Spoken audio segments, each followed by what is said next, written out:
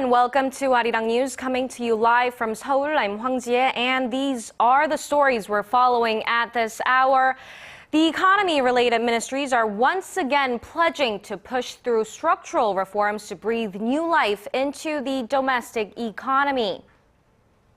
And apparent sympathizers of the Islamic State group hacked key social media accounts of the U.S. military command, briefly shutting them down.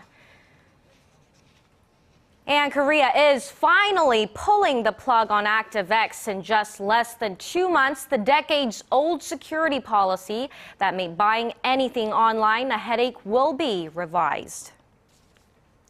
On our top story this afternoon, President Park Geun-hye has underscored her commitment to economic reform by inviting the economy-related ministries to be the first to give their annual policy briefings.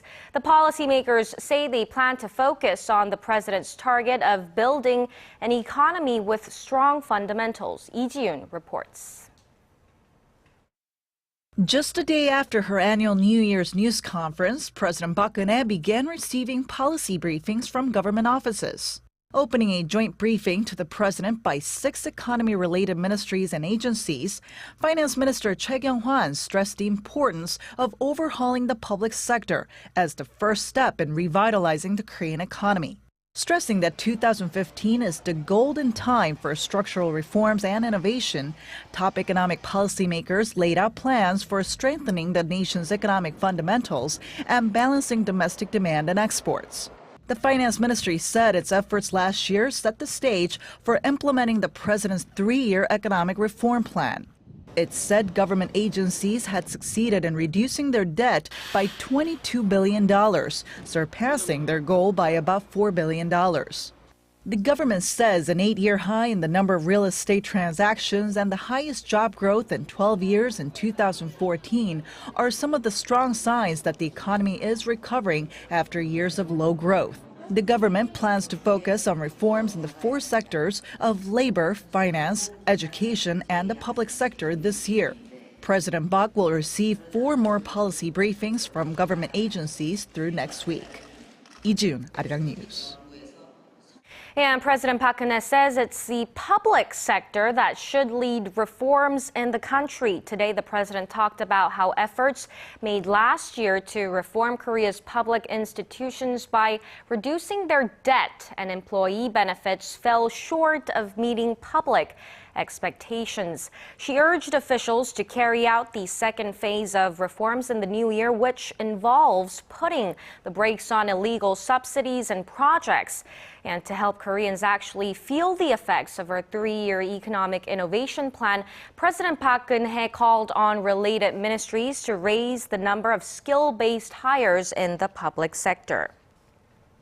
And the United States says it welcomes President Park Geun-hye's efforts to improve relations with North Korea, including an offer to hold a summit without any preconditions. During a daily press briefing on Monday local time, State Department Deputy Spokesperson Marie Harf also urged the North to act in kind.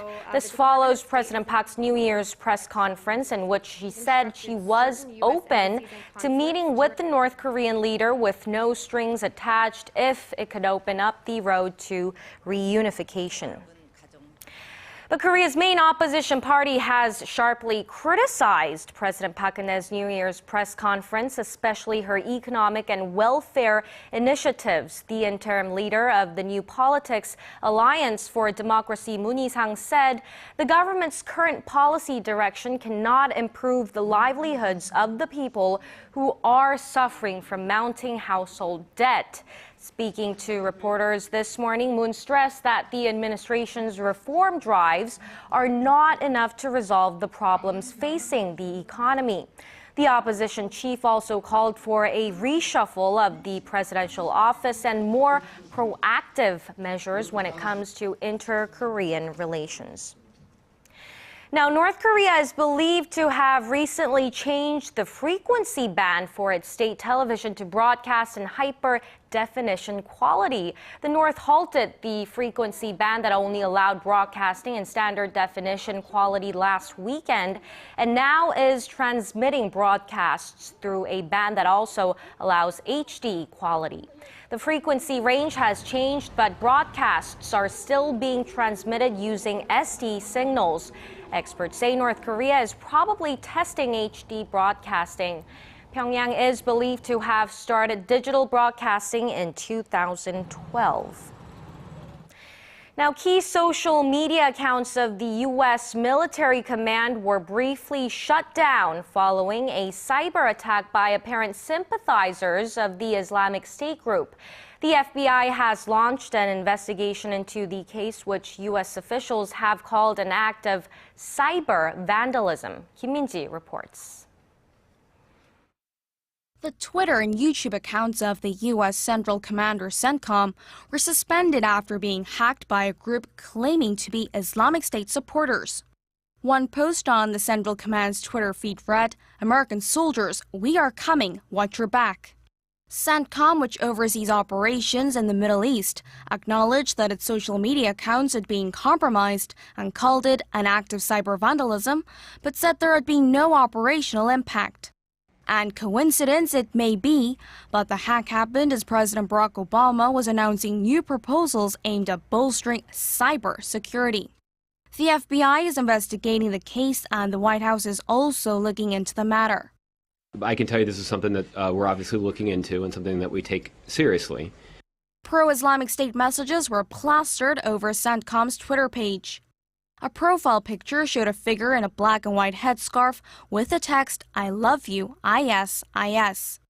Other messages posted on Twitter included the names and contact information of members of the U.S. military, as well as PowerPoint slides and maps. CENTCOM's YouTube page was also hacked and 2 videos were uploaded, appearing to be linked to the Islamic State. This comes as the U.S. and its coalition partners have been launching airstrikes on the Islamic State forces in Iraq and Syria. Kim Min-ji, ARIRANG News.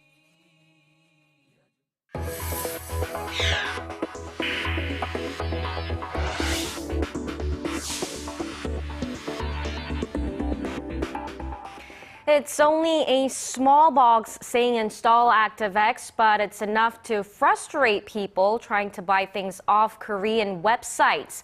Well, if you're one of them, we have some good news for you, as from March, you won't have to install it or use Internet Explorer to buy what you want. Connie Kim explains. Many would say it's been a long time coming, but online shoppers in Korea will soon be able to get things much more easily because they'll no longer have to install a clunky authentication program just to buy something online. Financial authorities say that from March, programs other than the current ActiveX will be permitted for use in online transactions. The government plans to replace the ActiveX software to an exe file where users can select which security programs they want to install on their computers. Under the change, online shoppers will be able to make purchases on internet browsers other than Internet Explorer, such as Firefox, Chrome, or Safari. In Korea, online shoppers who wanted to make a purchase of over 300,000 won, or roughly $275, had to install an ActiveX plugin that only works on Internet Explorer. The software was often criticized for being slow and having poor web compatibility, limiting access to online shopping. This issue was even pointed out by President Park Geun-hye herself during her New Year's press conference on Monday. ActiveX와 같은 이런 낡은 규제에 안주한 결과 국내 소비자의 해외 직구는 폭발적으로 느는데 해외 소비자의 국내 역직구는 걸음마 수준입니다. With ActiveX on the way out and shoppers having an easier time buying things from Korea-based websites, there is hope Korea can start to turn around its e-commerce deficit, which stood at a staggering $665 million as of March last year. Connie Kim, ARIRANG News. And Korea's export prices dropped to a 7-year low last month amid falling global oil prices and the strengthening Korean won. The Bank of Korea says the export price index stood at 88.11 in December, down 6% from the previous year. A fall in export prices means exporters earn that much less when shipping out the same amount of products.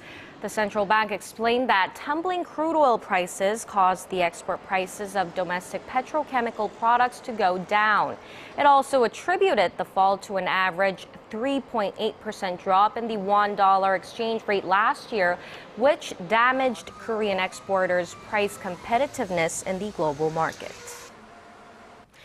Aside from the odd IPO here and there by some big-name companies, major headlines from the Korean stock market were few and far between last year. But many market watchers think it will be a different story this year. For more on how prices could move and what investors should look out for, here's our Hwang Ji-hye. 2014 was a lackluster year for the Korean stock market.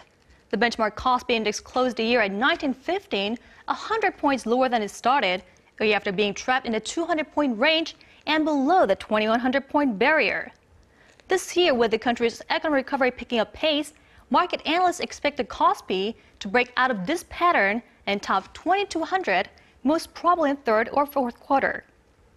Among the main factors setting the tone for the market were the Fed's decision to raise its key interest rate and the performance of Samsung Electronics, which accounts for 14% of the overall market capitalization.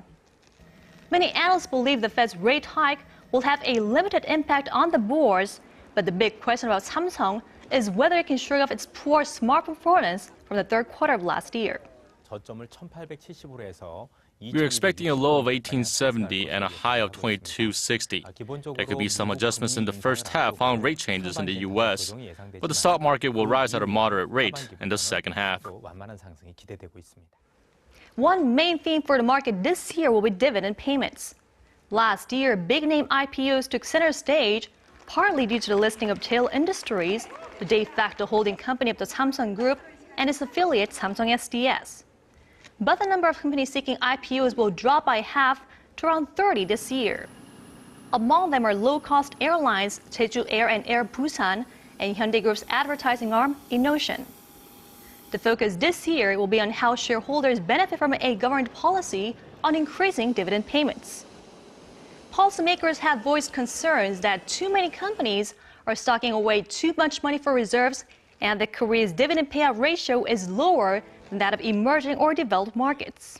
We will seek to increase the influence of shareholders in deciding dividend plans to make them more reasonable and help institutional investors to become more involved in the process.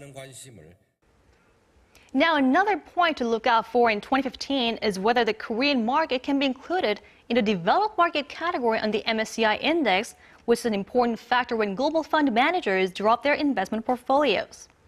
Korea has been regarded as an emerging market, largely because of its currency's limited convertibility and limits on foreign investors' ability to trade in securities. The question of whether Seoul has made progress on improving investment conditions will be decided in June. Hwang Ji-hye, ARIRANG News.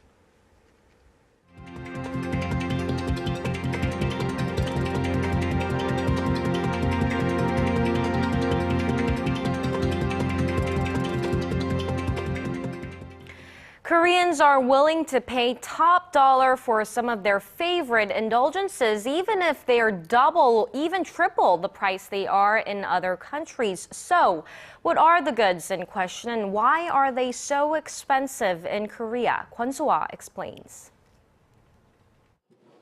What do coffee, wine, and cheese in Korea have in common? They are all popular imports, and they are expensive. In fact, a recent survey of 13 major countries revealed that these three products are pulling the largest amount of money out of Korean consumers' pockets. According to Consumers Korea, a Starbucks Americano costs more than 4,000 won in Korea, or roughly $3.80. You'll get the same coffee indulgence for around $2.30 at a Starbucks in the United States. But it's not all that shocking, considering that most Korean brands sell their coffee for similar prices, as coffee consumption has skyrocketed in recent years. The industry is now estimated to be worth around $5.7 billion. Another product stands out too. A bottle of Montes Alpha premium wine from Chile sells for around $39 on Korean shelves, nearly double the price in Australia. And what goes well with the beverage? Cheese. But this too comes at a high price for Koreans. The Laughing Cow, a famous processed cheese product from France, can be bought in Korea for over $4, which is very expensive compared to what the French have to pay, a mere $1.30. The list goes on. 8 out of 42 imported products were found to be the most expensive in Korea, and 11 products were ranked second most expensive. This, despite Korea's efforts to conclude numerous free trade agreements in recent years. Consumers Korea points to the country's distribution system as the reason for the high prices and says that for the general public to benefit from FTAs, the system will need a revision. Kwon So-ah, ARIRANG News. Skyrocketing sales, plunging oil prices, and newly found consumer confidence in the United States means automakers are licking their lips at the thought of this year's North American International Auto Show that's about to kick off in Detroit. Dozens of new models will be getting their first public airing in what promises to be a great event in America's Motor City. Kim Ji-yeon reports. The economic recovery in the United States and tumbling oil prices are having a profound impact on the latest trends at this year's North American International Auto Show in Detroit. Convertibles are making a comeback, mainly due to stronger consumer spending as Americans enjoy the fruits of the strengthening economy. But we got a lot of exciting products. So, we've got 3 new 6 Series behind us. The US market is the largest one for these cars. The convertible, around 60% of all of those that we sell are in the United States. So I think that will be a very strong product during the year. Another popular item that has a firm place in the hearts of North American drivers is a pickup truck. As soon as the oil prices drop, they automatically go back to what they're comfortable with. So I think as long as prices stay low, the potential for SUVs and trucks is probably better than we've seen in several years. Despite the falling oil prices, automakers are being pressured to develop more fuel-efficient models as more stringent environment rules are being put in place around the world. That's why electric and hybrid models are also popular this year. General Motors will debut a new version of its plug-in hybrid Chevrolet Volt, the model's first update in 5 years. Korea's Hyundai Motor will also reveal a new hybrid version of its Sonata sedan. The North American International Auto Show opens to the public on Saturday and runs through January 25th at Detroit's Kobu Center.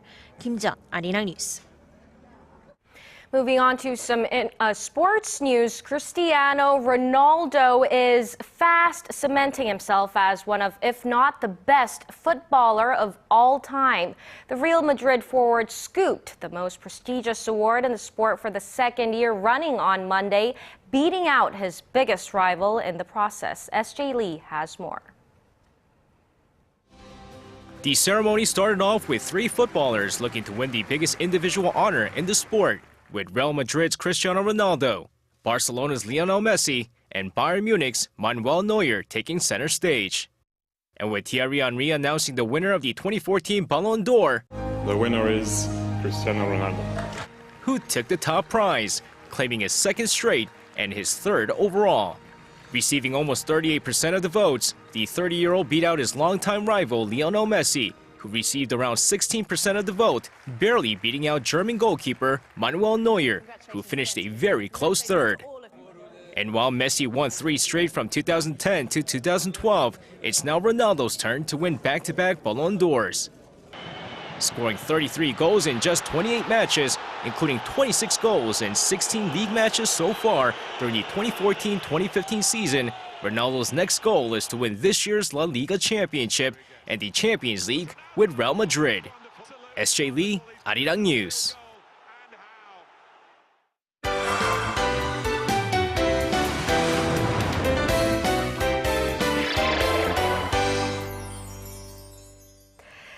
recent drama Miseng has brought new life to the world of Webtoons here in Korea, and our Im Yoon-hee has a special report on this new trend. Thanks for joining us, Yoon-hee. Thank you for having me. Tell us about it. Right, so last year, the hit drama Miseng blew away all expectations and really launched a new era for Webtoons here in the country. Now, it's been almost a month since the end of the drama, but the Webtoon industry is still going strong with room for more growth. Take a look at this next report.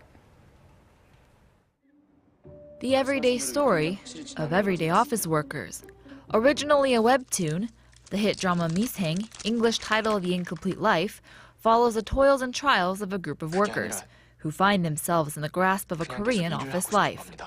The webtoon itself was released in 2012 through 2013 by Yoon Tae-ho and had over 1 billion hits. And now, with the success of the drama adaptation, the webtoon market is seeing a flurry of attention. Unlike the old days, you have to be more confident with webtoon ideas because now they can become movies and dramas which have to appeal to many people. And with more attention comes opportunity. The increase in demand has given budding artists the perfect chance to grow and shape their talents. Last year, the KT Webtoon contest brought in double the number of participants. It's a perfect way for aspiring artists to learn the art of webtoons. Sometimes we hit a wall with ideas, color scheme, pictures, or even the storyline. These are the basis of our existing problems, and our experienced mentors guide us to a solution. Naver and Kakao Daum have also jumped on the bandwagon, releasing related products. And it seems like the Miseng characters themselves are taking on all different forms this time around. It's estimated that the webtoon industry will grow to a market of approximately $880 million by 2018. And though Miseng has come to an end for now, you can be sure to see more webtoons around in the next couple of years. And the drama was so huge here in Korea. It was so popular, wasn't it? Right. So actually, this drama was a very low-budget project. And in the beginning, it had sort of average ratings. But as the show progressed, it skyrocketed. And by the season finale, it increased by 6 times the viewership. And so, crazy success story. And it became the second most highest rated show on cable TV and the most profitable show on cable TV history. But I mean, it wasn't only the drama. The webtoon itself was actually very popular before it was made into a drama, right? So a very unique dynamic there. So the webtoon was popular as well. And this whole, project has been cited as a very prime example of how creative content can become a source of profitable, a profitable source for the economy. And so this entire system where the webtoon did well and the drama is doing well, and now the webtoons are increasing in sales as well. It's really showing that this is a positive opportunity to grow. But the comic book and webtoon sites, they've been citing that they have been seeing an increase in viewers, not only in the mid-30s and 40s, but also women as well. So unusual, but now, they really are opening more doors, and hopefully we'll see a lot of growth in the future. Yes, and hopefully we hope to see more webtoons turning out to a drama, right? It'll be fun. Yeah, thank you for joining us. Always a pleasure.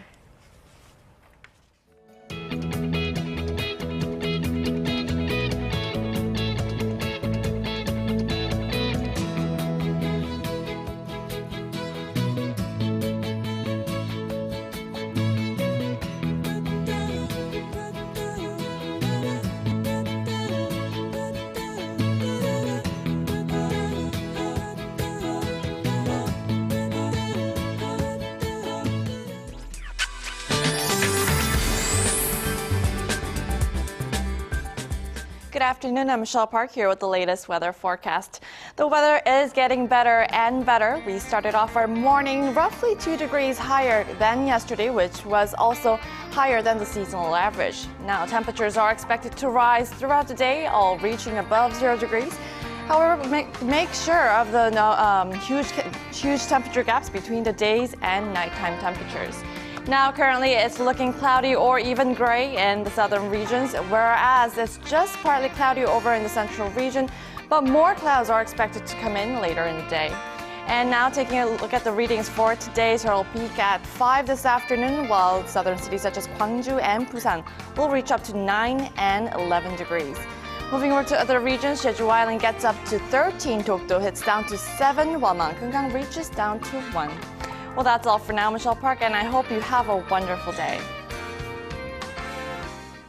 Thank you, Michelle. That wraps up our newscast. More updates coming up at 4 p.m. Korea time. Thanks for staying with us.